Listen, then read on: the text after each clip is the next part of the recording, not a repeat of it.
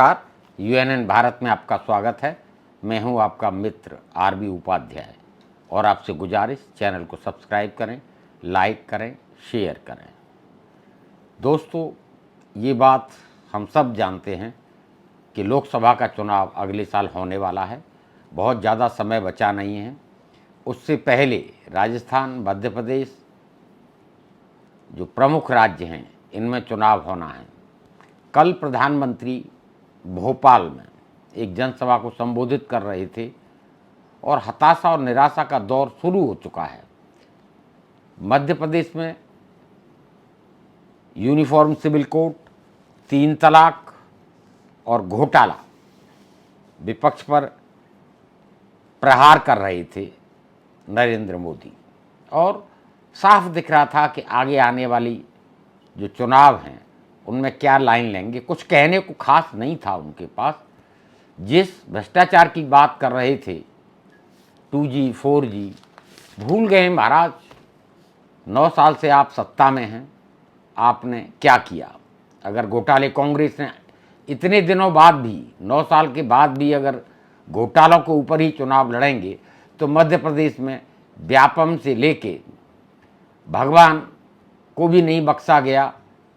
जिस तरह से महाकाल की मूर्तियां उड़ गईं हवा में, और तो और मध्य प्रदेश में कर्नाटक की तरह पोस्टर लगे, QR कोड वाले पोस्टर, जिसमें शिवराज को घेरा गया। शिवराज का फोटो था, 50% दो और फ़ोन पर काम कराओ।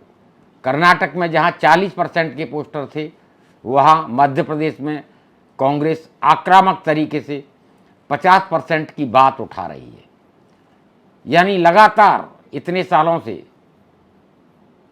शिवराज सिंह चौहान मुख्यमंत्री हैं, और जब प्रधानमंत्री बोल रहे थे भ्रष्टाचार और घोटालों के बारे में, तो शायद शिवराज सिंह चौहान भी असहज महसूस कर रहे होंगे।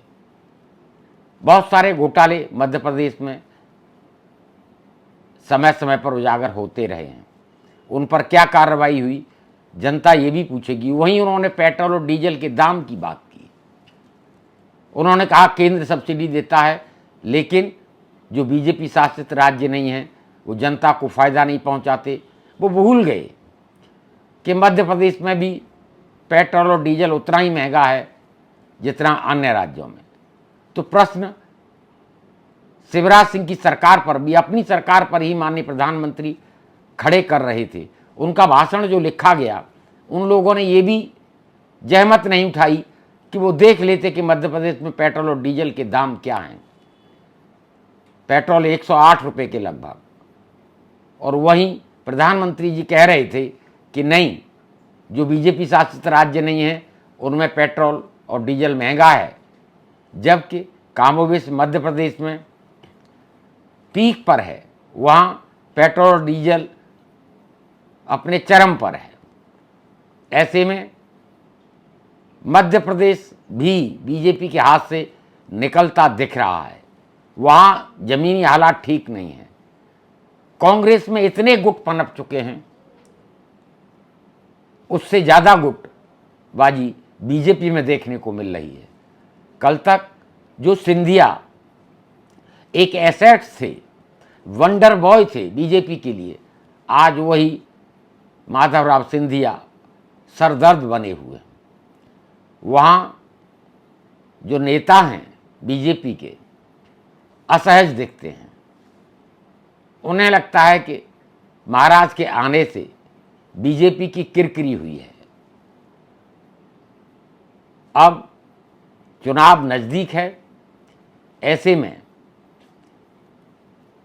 बीजेपी को कोई रास्ता नहीं दिख रहा है। बीजेपी करे तो क्या करे। वहीं शिवराज सिंह चौहान को ठिकाने लगाने की कोशिश बीजेपी ने की थी, वो सिरे नहीं चढ़ी। अब जो चुनाव होगा शिवराज सिंह चौहान के चेहरे पर होगा। और भारत जोड़ो यात्रा के बाद, या यात्रा के समय मैं कहूं तो जो माहौल मध्य प्रदेश में दिखा था वो चिंता पैदा करता है। जिस तरह कर्नाटक में 40% भ्रष्टाचार की कमीशन की बात हुई थी, मध्य प्रदेश में 50% की बात हो रही है। 50% दो और टेलीफोन पर काम करा लो। बहुत सारे आरोप लगते रहे। शिवराज सिंह चौहान के यहाँ नोट गिनने की मशीनें मिली। व्यापम घोटाला काफ़ी चर्चा में रहा, लेकिन क्या कार्रवाई हुई? आज तक कोई कार्रवाई नहीं हुई। वहीं प्रधानमंत्री भोपाल से क्या मैसेज देना चाहते थे वो भी समझ से परे है। हाँ, यूसीसी, यूनिफॉर्म सिविल कोड, 3 तलाक, क्या इसी के सहारे 2024 का चुनाव लड़ा जाएगा? ये कहना भी जल्दबाजी है, लेकिन मध्य प्रदेश में बीजेपी को कोई रास्ता दिखाई नहीं दे रहा।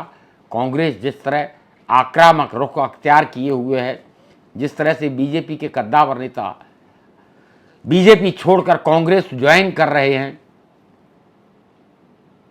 सिंधिया जिन एमएलए को लेके गए थे उनमें बहुत सारे एमएलए घर वापसी कर चुके हैं। ऐसे में रास्ता आसान नहीं है मध्य प्रदेश का। मध्य प्रदेश, छत्तीसगढ़ और राजस्थान, तीनों जगह। छत्तीसगढ़ में तो भूपेश बघेल ने इस तरीके से कसा हुआ है कि वहाँ कोई गुंजाइश बाकी नहीं छोड़ी है।